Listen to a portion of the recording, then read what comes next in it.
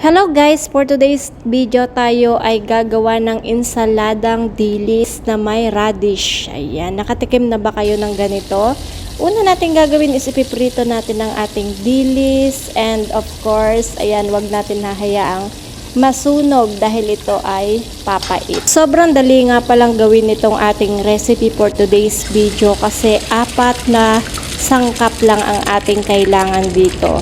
Meron tayo ditong radish, meron tayo ditong tomato, onion, and of course, meron din tayo ditong dilis. Ayan, wag natin siyang hahayaang masunog kasi pag nasunog siya is papakla.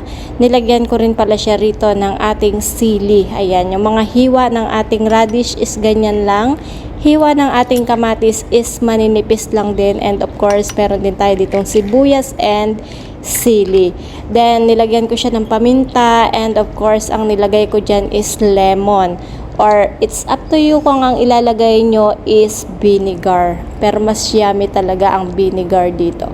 So that's it guys. Ganyan lang ang ating gagawin. Sobrang easy and yummy.